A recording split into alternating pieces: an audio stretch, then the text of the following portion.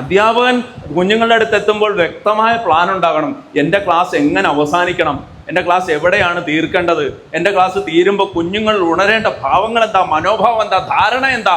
ഒരു വീട്ടിൽ ഞങ്ങൾ ചെല്ലുമ്പോൾ എന്താ അവസ്ഥ എന്നറിയോ? അമ്മയ്ക്ക് ഭ്രാന്ത, അമ്മയെ തൊടലിലിട്ടിരിക്കുക. എനിക്ക് അത് പറയുമ്പോൾ എനിക്ക് സങ്കടം വരുന്നുണ്ട്. ഈ തൊടലിലിട്ടിരിക്കുന്ന അമ്മയുള്ള വീട്ടിൽ നിന്ന് ഈ കുഞ്ഞു ഹയർ സെക്കൻഡറി വരുന്നത് ഒരേപോലെ യൂണിഫോം ഇട്ട് മുടിയൊക്കെ പിന്നെ നിൽക്കുമ്പോൾ ഉണ്ടല്ലോ, ഈ ഫ്രണ്ടിലിരിക്കുന്ന അധ്യാപിക അറിയോ ഇവള് ഏത് സങ്കടത്തിൽ നിന്നാണ് വന്നിരിക്കുന്നതെന്ന്? ഇതൊരു പാഷൻ ആണെങ്കിൽ മാത്രമേ നമുക്കിവിടെ ശോഭിക്കാൻ കഴിയൂ. മനസ്സിലായ? ഒരു കാമുകൻ കാമുകിയെ കാണുമ്പോൾ അവനുണ്ടാകുന്ന വികാരങ്ങൾ പോലെ ആയിരിക്കണം നമുക്ക് അധ്യാപനം എന്ന് പറയുന്നത്. നമ്മുടെ ക്ലാസ് റൂമിലേക്കും സ്കൂളിലേക്കും വരാനുള്ള ഒരു പാഷൻ. എന്തൊക്കെ സങ്കടം ഉണ്ടെങ്കിലും ഇവിടെ വരുമ്പോൾ പോവും. എന്തൊക്കെ സങ്കടം ഉണ്ടെങ്കിലും നിങ്ങൾ ആ സ്കൂളിന്റെ വാതിക്കൽ ഒരു ബോർഡ് കണ്ട അവിടെ കൊണ്ടുവന്ന് ഇട്ടേക്കണം. വീട്ടിലെ എല്ലാ സങ്കടങ്ങളും അവിടെ ഇടണം. എനിക്കറിയാം നിങ്ങൾ അങ്ങനെയാണെന്ന്. ഇവിടെ വന്നാൽ നിങ്ങളെല്ലാം മറക്കില്ലേ? മറക്കാത്തവരാണെങ്കിൽ അച്ഛൻ അവരെ പറഞ്ഞു വിടണം, അവരുടെ ലിസ്റ്റ് മേടിച്ചിട്ട്. കാരണം അതും കൊണ്ട് ഇവിടെ വന്നാൽ നിങ്ങൾ ശോഭിക്കത്തില്ല. നിങ്ങളുടെ മുന്നിലിരിക്കുന്ന കുഞ്ഞിനെ നിങ്ങൾക്ക് നേരെ നോക്കാൻ പറ്റത്തില്ല, നിങ്ങൾ ഈ സമ്മർദ്ദത്തിലാണെങ്കിൽ. അതുപോലെ തന്നെ ഇവിടുത്തെ സമ്മർദ്ദങ്ങളെ വീടിന്റെ മതിലിന്റെ മുന്നിലുള്ള ഒരു കുഴി കുഴിച്ച് നിങ്ങൾ ഇട്ടേക്കണം, ആരും കാണാതെ. അതിനകത്ത് കൊണ്ടിട്ടിട്ടേ പോകാവൂ. ഇത് രണ്ടും തമ്മിൽ മിക്സ് ആക്കരുത്. മിക്സ് ആയാൽ നിങ്ങൾ ദുരിതം അനുഭവിക്കും. Yes or no? അപ്പോൾ ഒന്നാമത്തെ അധ്യാപകന് വേണ്ട ലക്ഷണം നോളജ്. നമ്മുടെ മേഖലയിൽ നമ്മൾ അറിവ് വർദ്ധിപ്പിച്ചുകൊണ്ടേയിരിക്കുക. അതിനെന്ത് വേണം?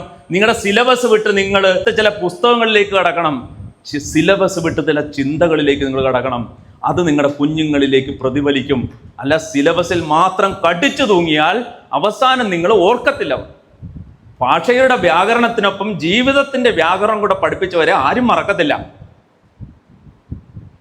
2 ഹൈഡ്രജനും 1 ഓക്സിജനും ചേർത്ത് ജലം ഉണ്ടാവുന്ന കെമിസ്ട്രി ടീച്ചർ പഠിപ്പിക്കുമ്പോൾ, ദാഹാർത്തിന് ഒരു ഗ്ലാസ് വെള്ളം കൊടുക്കുമ്പോൾ അവൻ അനുഭവിക്കുന്ന ആ ആത്മീയത കൂടെ പഠിപ്പിക്കണം ജലത്തിന്റെ പിന്നിലെ. അത് ബൈബിൾ പറയുന്നില്ലേ? 1 ഗ്ലാസ് വെള്ളം നീ കരുണയോടെ സ്നേഹത്തോടെ അവരന് കൊടുത്താൽ അതിൻ്റെ പേരിൽ എഴുതി വെക്കപ്പെടൂടാ നിന്റെ പേര് എന്ന് കൃത്യമായിട്ട് പറയുന്നുണ്ട്. അപ്പൊ ഈ ജലത്തിന്റെ ആത്മീയത കൂടെ പഠിപ്പിക്കണം. സയൻസിലെ രാസക്കൂട്ടുകൾ പഠിപ്പിക്കുമ്പോൾ ജീവിതത്തിന്റെ രാസക്കൂട്ട് പഠിപ്പിക്കാൻ നിങ്ങൾ വിട്ടുപോരുത്, അല്ലെ നിങ്ങളെ വിസ്മരിച്ചു കളയും.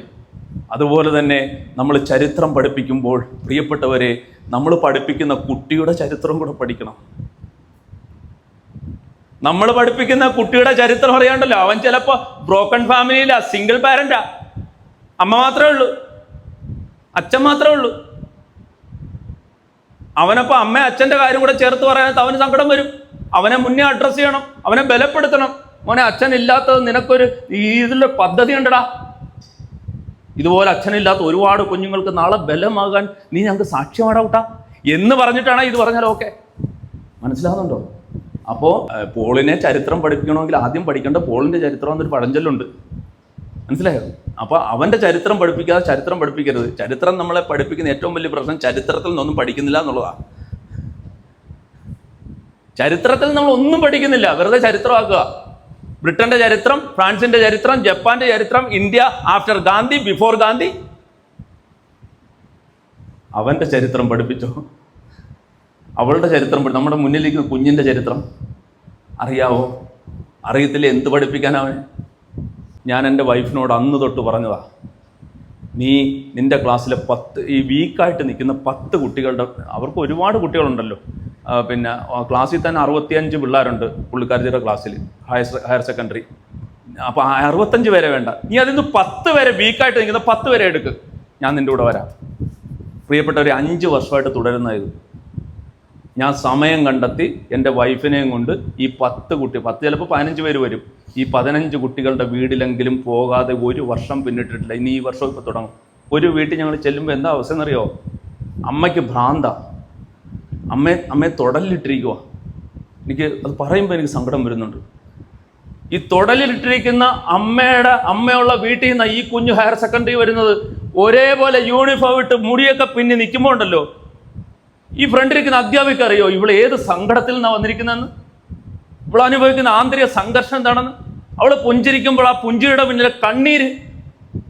എൻ്റെ വൈഫ് അവിടെ ഇരുന്ന് കരഞ്ഞുപോയി.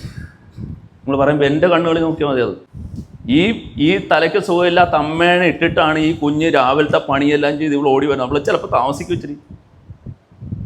ഒരു കൺസിഡറേഷൻ കൊടുക്കണം. അല്ല പിന്നെ ആര് കൊടുക്കും? ആ സഹനങ്ങളിൽ നിന്നല്ല അവർ പഠിക്കാൻ വരുന്നത്. നിങ്ങൾക്കെല്ലാം ഒരുപാട് പരിമിതിയുണ്ട്. ഞാൻ പറഞ്ഞല്ലോ, എല്ലാവരുടെയും വീട്ടിൽ പോകണമെന്നും അല്ല ഞാൻ പറയുക. പക്ഷേ നിങ്ങൾ ഫോണിലൂടെയെങ്കിലും നിങ്ങൾക്ക് വീക്കായിട്ട് നിൽക്കുന്ന, ഇച്ചിരി അലമ്പായിട്ട് തോന്നുന്ന കുഞ്ഞുങ്ങളുടെയൊക്കെ ഒന്ന് അവരുടെ ബാക്ക്ഗ്രൗണ്ട് ഒന്ന് അന്വേഷിക്കുക. നിങ്ങൾക്ക് അവരെക്കുറിച്ചുള്ള മുൻവിധികളെല്ലാം മാറിത്തുടങ്ങും. അവരെ നിങ്ങൾ കൂടുതൽ സ്നേഹിക്കും. ശിക്ഷിക്കുന്നതിന് മുമ്പ് അവരെ അറിയണേ. ഇത്രയേ ഉള്ളൂ. ഒരിക്കൽ നമ്മുടെ രവീന്ദ്രനാഥ ടാഗോറിൻ്റെ ജോലിക്കാരൻ രാവിലെ വരാൻ ഏറെ താമസിച്ചു. ഉച്ച കഴിഞ്ഞ് 12-1 മണിയായപ്പോൾ പുള്ളി ഓടി പ്രസവിച്ച് വന്നു. ഈ രവീന്ദ്രനാഥ ടാഗോർ എന്ന് പറഞ്ഞാൽ ഇച്ചിരി ദേഷ്യക്കാരനാണ്. ഇയാളെ വായി വന്നൊക്കെ വിളിച്ചു പറഞ്ഞു, നീ ഒരു ദിവസം വന്നില്ലേ, ഞാൻ എൻ്റെ എല്ലാ താളം തെറ്റുമെന്ന് അറിയത്തില്ലേ? അല്ല നീ പറയണ്ടേ നാളെ വരത്തില്ലെന്ന്? എൻ്റെ എല്ലാ ക്രമങ്ങളും തെറ്റി. ഇയാൾ പാവപ്പെട്ടവൻ ഓടി നടന്നുള്ള പണികളൊക്കെ തീരെ വേഗം ചെയ്തിട്ട് ഇയാൾ വീണ്ടും ഇച്ചിരി നേരത്തെ പോകാൻ വന്നപ്പോൾ വീണ്ടും ടാഗോറിന് ദേഷ്യം വന്ന്, ആഹാ താമസിച്ച് വരികയും ചെയ്തു, ഇനി നേരത്തെ പോകണോ നിനക്ക്, ഉത്തരവാദിത്വം ഇല്ലാത്തവൻ എന്നൊക്കെ പറഞ്ഞപ്പോഴാണ് പുള്ളി പറയുന്ന, ക്ഷമിക്കണം അങ്ങുന്നേ, ഇന്നലെ രാത്രി എൻ്റെ മകൻ മരിച്ചുപോയി. ഇന്നലെ രാത്രി എൻ്റെ മകൻ മരിച്ചുപോയി. അവൻ്റെ അടക്കമൊക്കെ രാത്രി തന്നെ കഴിഞ്ഞു. ബാക്കിയുള്ള വേലകളൊക്കെ ചെയ്ത് വീട്ടിൽ ഒതുക്കിയിട്ട് ഞാൻ വന്നില്ല, അങ്ങയുടെ താളം തെറ്റുമെന്നറിയാം. ഫോണോ കാര്യങ്ങളൊന്നും ഇല്ലല്ലോ. അതുകൊണ്ട് അങ്ങയുടെ റൊട്ടീൻ തെറ്റാതിരിക്കാൻ ഞാൻ പാഞ്ഞു പിടിച്ച് വന്നതാ. നിങ്ങൾ പറ, ടാഗോറിൻ്റെ അവസ്ഥ എന്തായി? പൊട്ടിത്തെറിച്ച ടാഗോർ ആരായി മാറി? അദ്ദേഹം പറയുന്നുണ്ട്, അതിനുശേഷമാണ് ഈ യഥാർത്ഥ മനുഷ്യൻ്റെ വിലാപങ്ങൾ മനസ്സിലാക്കാൻ തുടങ്ങിയെന്ന് പറയും. രാക്ഷരൻ എന്ന് പറഞ്ഞൊരു കഥ പുള്ളി എഴുതി, അത് കഴിഞ്ഞാന്ന് പറയുക. റായ്ചരൻ കേട്ടിട്ടുണ്ടോ നിങ്ങൾ? റായ്ചരൻ കേട്ടിട്ടുണ്ടോ? അടിപൊളിയാണ്. അധ്യാപകർ വായിച്ചിരിക്കേണ്ട ഒരു കഥയാണ് കേട്ടോ, ചെറുകഥയാണ് റായ്ചരൻ്റെ. ഒരു കുഞ്ഞിനെ എങ്ങനെയാണ് മോൾഡ് ചെയ്യേണ്ടതെന്നുള്ളത്. സോ അതിൻ്റെ ഇതിവൃത്തം ചെറുതാണ്. ഇങ്ങനെ ഇയാൾ നിൽക്കുന്ന വീട്ടിലെ യജമാനൻ്റെ മകനുമായിട്ട് സരസ്വതി നദിയുടെ അവിടെ പോകുമ്പോൾ ചാഞ്ഞു നിൽക്കുന്ന ഒരു മാവിൽ നിന്ന് മാമ്പഴം പറിക്കാൻ പോകുമ്പോൾ യജമാനൻ്റെ കുഞ്ഞ് വെള്ളത്തിൽ പോകും. യജമാനൻ്റെ കുഞ്ഞ് വെള്ളത്തിൽ പോകുമ്പോൾ ഇയാൾ എന്ത് മറുപടി പറയും? ഇയാൾ നേരെ യജമാൻ്റെ വീട്ടിലേക്ക് പോയില്ല, ഇയാൾ നേരെ ഇയാളുടെ വീട്ടിലേക്ക് പോയി. അപ്പോൾ ഇയാളെ കാണാതായി, ഈ കൊച്ചിനെ അടിച്ചുകൊണ്ട് പോയി ഇവനെന്നുള്ള രീതിയിൽ അവിടെ നിന്ന് ഒരു 5-6 വർഷം കഴിഞ്ഞ് 5-6 വർഷം കഴിഞ്ഞപ്പോൾ ഇയാൾ തിരിച്ചു വന്ന് യജമാനും കൊണ്ട് ഈ കൊച്ചിനെ കൊടുത്തിട്ട് പറഞ്ഞു, അങ്ങയുടെ മോനാണ്, ഇവനെ ഞാൻ 6 വർഷമായിട്ട് വളർത്തിയിട്ടുണ്ട്, ഇവനെ സദ്ഗുണ സമ്പന്നനാക്കിയിട്ടുണ്ട്. ഇനി ഇവൻ്റെ പേരിൽ എന്തെങ്കിലും ദോഷമുണ്ടെന്ന് അങ്ങേക്ക് കാണിക്കുകയാണെങ്കിൽ എന്നെ ശിക്ഷിച്ചുകൊള്ളൂ, അല്ലെങ്കിൽ ഞാൻ ഇവനെ കൊണ്ടുപോയിക്കോളാം.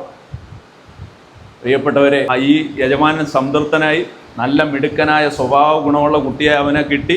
അവർ സന്തോഷിച്ചു. തിരിച്ച് വീട്ടിലെത്തുമ്പോൾ, റായ്ചരൻ്റെ വീട്ടിലെത്തുമ്പോൾ റായ്ചരൻ്റെ വൈഫ് ചോദിച്ചു, നിങ്ങൾ കൊണ്ടുപോയ നമ്മുടെ കുഞ്ഞന്തിയെ? റായ്ചരൻ പറഞ്ഞു, സരസ്വതി നദിയിൽ മുങ്ങിപ്പോയി നമ്മുടെ കുഞ്ഞ്, സരസ്വതി നദിയിൽ മുങ്ങിപ്പോയി. അപ്പോൾ മാനത്ത് ചന്ദ്രൻ റായ്ചരനെ നോക്കി ഒളിയം വിട്ട് ചിരിച്ചു എന്നെഴുതി കഥ നിൽക്കുക. വായിക്കണം പ്രിയപ്പെട്ടവരെ, നിങ്ങൾ കഥയുള്ള അധ്യാപകരാകണം. നിങ്ങളുടെ കുഞ്ഞുങ്ങളുടെ അടുത്തേക്ക് കഥകളുമായി ചെല്ലണം, ഒരു കുഞ്ഞു നുറുങ്ങുകളുമായി ചെയ്യണം. സിലബസിനൊപ്പം എന്തെങ്കിലും ഒരു കാര്യം കൂടെ നിങ്ങൾ കൊടുക്കണം. ചെന്ന ഉടനെ അങ്ങ് പഠിപ്പിക്കുകയല്ല, ഒരു അല്പനേരം, ഒരു 5 മിനിറ്റെങ്കിലും അവരുടെ കുശലാന്വേഷണങ്ങൾ നടത്തണം. അവരുടെ മുഖത്ത് നോക്കി അവരുടെ മുഖത്തിലെ ആ ഒരു നെടുവീർപ്പുകളൊന്ന് മനസ്സിലാക്കണം. അങ്ങനെ ചേർത്ത് പിടിക്കണം. അങ്ങനെ ചേർത്ത് പിടിച്ച് ചാര നിർത്തി അവരെ നമ്മൾ നയിക്കണം. അപ്പോഴാണ് മാറ്റങ്ങൾ ഉണ്ടാകുന്നത്, അപ്പോഴാണ് ചേഞ്ചസ് വരുന്നത്.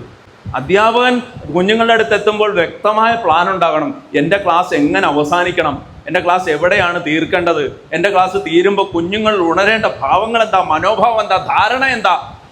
ഈ സംഭവങ്ങൾ വന്നാൽ മാത്രമേ നമ്മുടെ പഠിപ്പീര് ആ രീതിയിലേക്ക് വളരുകയുള്ളൂ.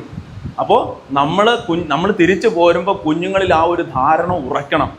ഞാൻ എന്താണ് കൊടുത്തത്, എൻ്റെ സിലബസിനൊപ്പം ആ കുഞ്ഞുങ്ങൾക്ക് എന്ത് കൊടുത്തു, എൻ്റെ ക്ലാസ്സിലേക്ക് നാളെയും വരാൻ അവർക്ക് എന്ത് പ്രചോദനമാണ് ഞാൻ കൊടുത്തത്. ഇങ്ങനെ ചിന്തിക്കുമ്പോൾ നമ്മുടെ ലൈഫിൽ മുഴുവൻ മാറ്റം വരും, എല്ലാ മേഖലയിലും ചേഞ്ച് വരും.